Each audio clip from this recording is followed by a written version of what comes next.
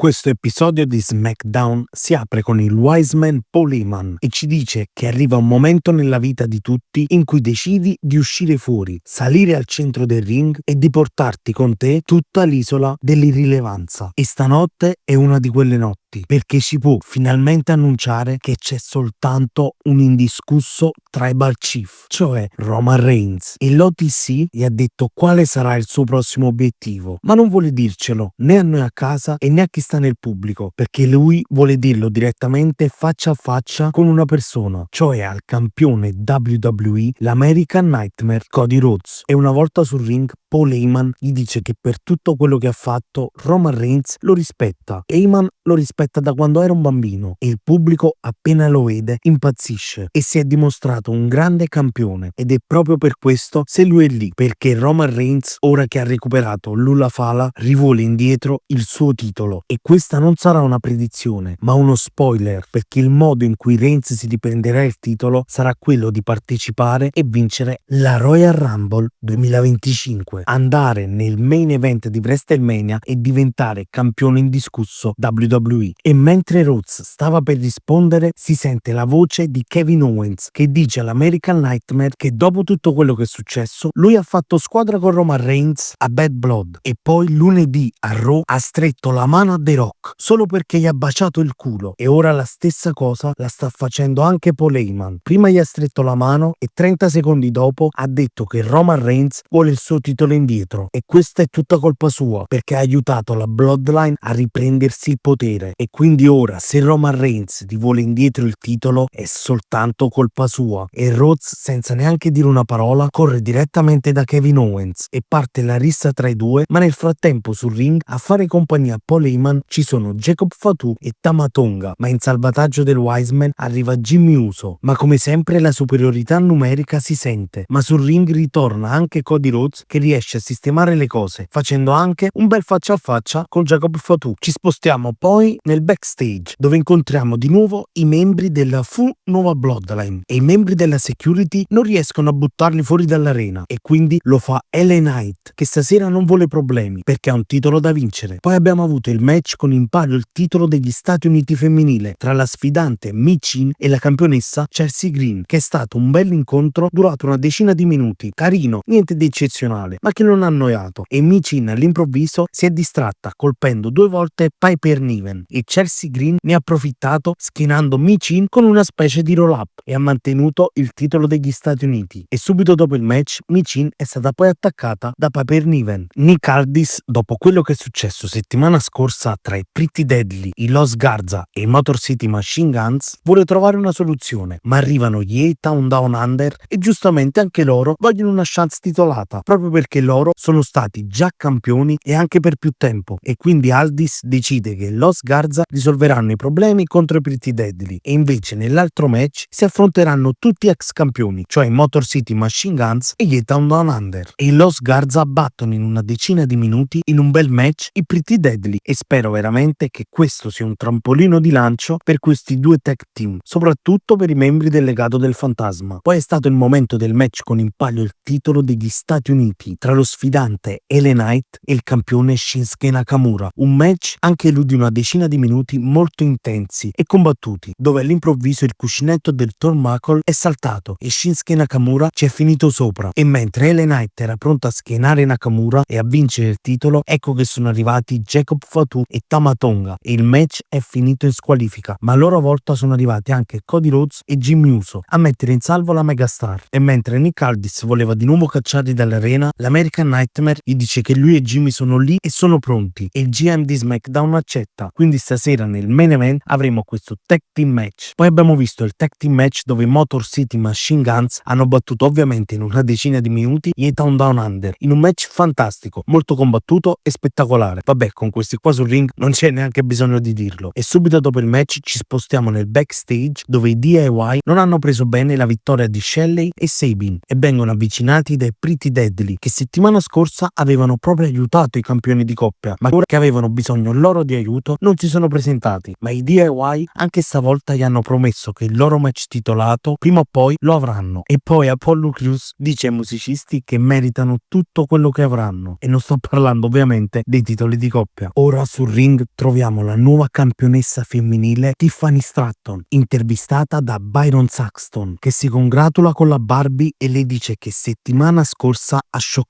il mondo, incassando sulla sua ex amica Nia Jax e vincendo finalmente questo titolo. E la Stratton dice che finalmente è arrivato il Tiffy Time. L'anno scorso ha debuttato a SmackDown e in poco tempo è diventata Miss Money in the Bank e a soli 25 anni è diventata campionessa WWE. Byron le ha poi detto che fino a settimana scorsa loro due erano migliori amiche, anche se Nia la bullizzava, ma Tiffany subito l'ha interrotto dicendo che Nia non la bullizzava affatto e lei le aveva detto di fidarsi. Infatti ora chi è la stupida? La gigantessa pensava che lei fosse soltanto una stupida biondina e invece le ha dimostrato il contrario, prendendosi ciò che lei possedeva di più caro. Ed ecco che è arrivata proprio l'ex campionessa Nia Jax, ovviamente incazzata come una belva, che dice alla Stratton che lei è soltanto una merda e sta dicendo a tutti che si è presa gioco di lei. Ma Tiffany senza Nia Jax non è nulla, perché Tiffany Stratton è stata creata da lei. Ora lei si è presa un vantaggio rubandole il titolo, ma questo vantaggio è abbastanza lungo. Ora è vero, è il Tiffy Time, ma il Tiffy Time è già finito, quindi ora è meglio che le riconsegna il titolo o se lo riprenderà da sola. Ma arriva anche Bayley e dice che sa che entrambe sono stupide, ma non pensava che Nia Jax fosse la più stupida tra le due e le dispiace dover interrompere il momento di gloria di Tiffany, ma l'unico motivo per cui Bayley ha perso a SummerSlam è stato proprio per colpa di Tiffany Stratton e quindi quel titolo sarà lei a riprenderselo di nuovo. E arriva anche Bianca Belair insieme a Naomi e quest'ultima dice a Tiffany che per colpa sua lei ora non ha due titoli e quindi sarà lei ad affrontare Tiffany per prima. E Nia attacca Naomi e Bianca e parte la rissa tra tutte, finita poi grazie al prettiest moonsault ever di Tiffany sulle altre quattro. Arriva poi Nick Aldis che dice di avere un'idea migliore e quindi Bianca Belair, Naomi, Bayley e Nia Jax si affronteranno una contro l'altra in un Fatal 4-Way match per determinare la first contender al titolo femminile, e questo match si farà proprio ora. Ed è stato un bellissimo match durato una quindicina di minuti, molto pieno di bei momenti e belli spot, e all'improvviso è arrivata Candice LeRae ad aiutare la sua amica Nia Jax e tenendo Bianca Belair per la coda, non volendo quest'ultima ha colpito la sua tag team partner Naomi, e tutto questo ha portato alla Rose Plan di Bayley che vince questo match e diventa la one contender al titolo femminile di Tiffany Stratton. E ora è finalmente arrivato il momento del main event: Jacob Fatu e Tama Tonga contro il campione indiscusso WWE, l'American Nightmare Cody Rhodes e Jimmy Uso. Match anche questo incredibile e molto combattuto e spettacolare, ma all'improvviso è arrivato Kevin Owens e quindi Cody Rhodes l'ha attaccato continuando la rissa negli spogliatoi e così facendo ha lasciato Jimmy Uso da solo, che è stato schienato da Jacob Fatu. La rissa tra Rhodes e Owens ritorna poi nell'arena e i due finiscono su dei tavoli ed è così che finisce questa puntata di SmackDown. Beh, che dire ragazzi, sono state 3 ore volate lisce come l'olio. Non mi sono annoiato neanche un po' con tutti i bei match, infatti neanche uno è stato brutto e sinceramente questo SmackDown è stato 10 volte superiore alla premiere di Raw su Netflix. Io ovviamente voglio sapere anche da voi come vi è parsa questa puntata e vi raccomando di lasciare un like e un commento, di seguirmi su Instagram e TikTok e di iscrivervi qui su YouTube. Noi ci vediamo in un prossimo video, ciao ragazzi!